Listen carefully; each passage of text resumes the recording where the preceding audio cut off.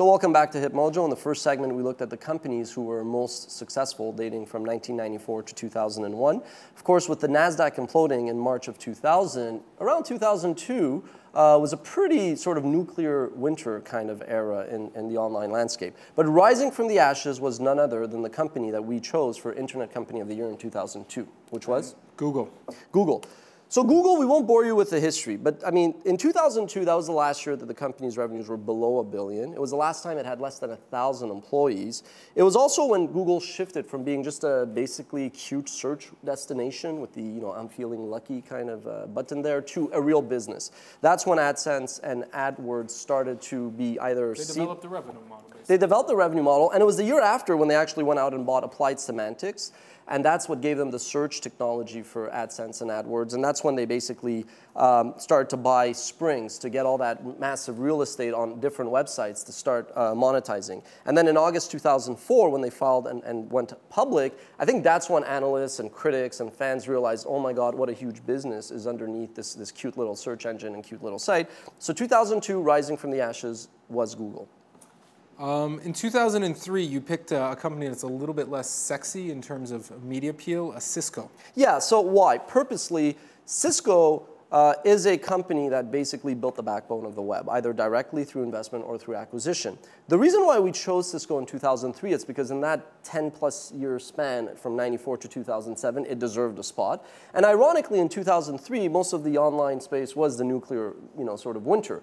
But consumers were spending more and more time online, and that benefited a company like Cisco. That's the year the stock doubled, right? So even in a horrible landscape of 2003, the stock rose from $13 to $24. So with all the consumers still marching towards online, the one company that benefited most was Cisco. So they went with top company of the year in 2003. 2004, your pick was a company that actually made some headlines this year, Skype. Why were they your main choice in 2004? Well, frankly, I think that's the year where they just really exploded. It was one of the great viral stories. It was founded by the entrepreneurs behind Kazaa, Nicholas Zenstrom and Jonas Friss. In 2002 is when Draper invested in them. In 2003 is when the domains were registered. In 2004, the company just blew up, went viral. And in October 2005 is when eBay paid $4.1 billion for the company. And the big footnote to that story, obviously, is that they did not even secure the underlying IP. The IP remained in the hands of the two entrepreneurs, was under a company called Jolted, and that's what led to a whole other, drama last year when basically, new private equity firms came in, bought the underlying IP, and culminated it all in the sale to Microsoft this year for $8 billion. So I mean, Skype, somewhere, someone is writing the screenplay to that Hollywood, corporate, Silicon Valley, European drama. Fair enough. 2005, a company that everyone likes to make fun of and that is making one last embarrassing attempt at being relevant again.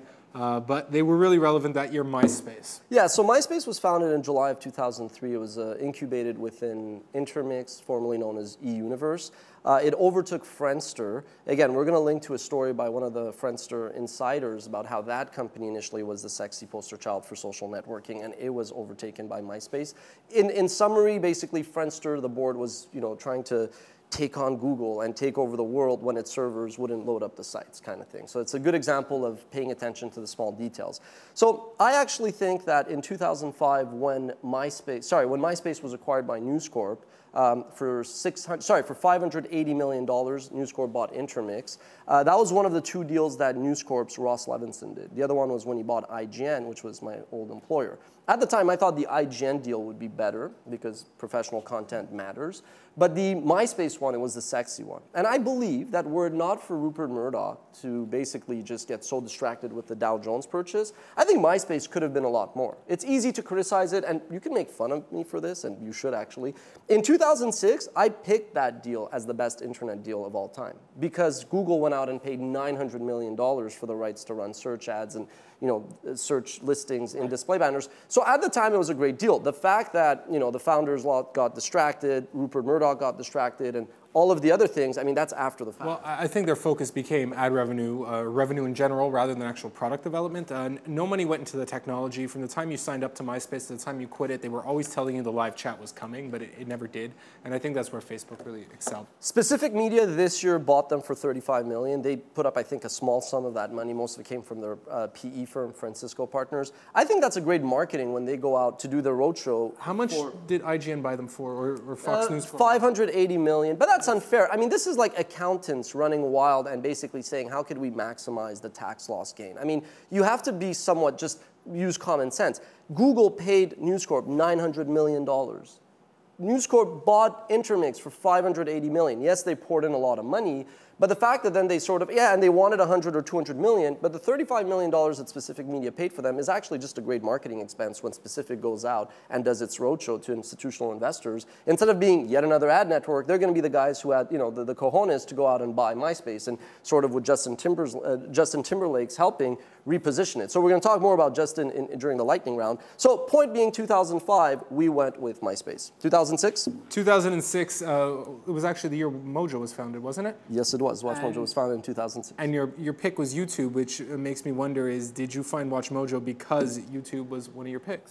Okay, so in the fall, winter of 2005, when I was thinking of what am I going to do after AskMen got acquired, and I was basically, you know, wearing out my tenure there, I did see YouTube growing phenomenally. YouTube, the URL was registered in May of 2005, and it got acquired less than 18 months later in October of 2006. I won't say YouTube in particular, but the fact that there were all these new distribution platforms like YouTube, like Dailymotion, MetaCafe, and whatnot, was a big opportunity to create content.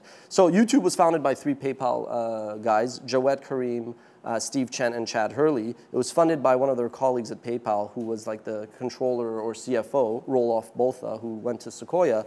And basically, that company, YouTube, only got 11.5 million, and it sold for 1.65 billion. That, I would say, right now is one of the better deals of all time online, because now Google has #1 in video, #1 in search. It's very dominating, which takes us to 2007. 2007, still a huge media darling today. You chose Facebook. Why'd you choose them so early in the game? Well, again, we had to choose a company each year, right? And it had to be a different company. So we went with Facebook in 2007 because even though it was founded in 2004, it's in 2007 that the paper valuation really started to grow. So it went from like, oh, is this worth, you know, it turned down an $800 million deal from Viacom. It turned down a $1 billion deal, a $1.6 billion deal.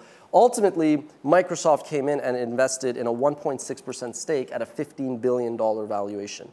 And at the time, that seemed crazy, but you know, the value's gone up in the secondary markets to $70 billion. Now, Facebook has a lot to do to prove that value, but long story short, 2007 is when Facebook literally said, we're not going to be some kind of small acquisition in a company that might muck us up. We're going to want to be the next platform. So I think now is a good time to take a break, because that's when we ended the list back in 2007.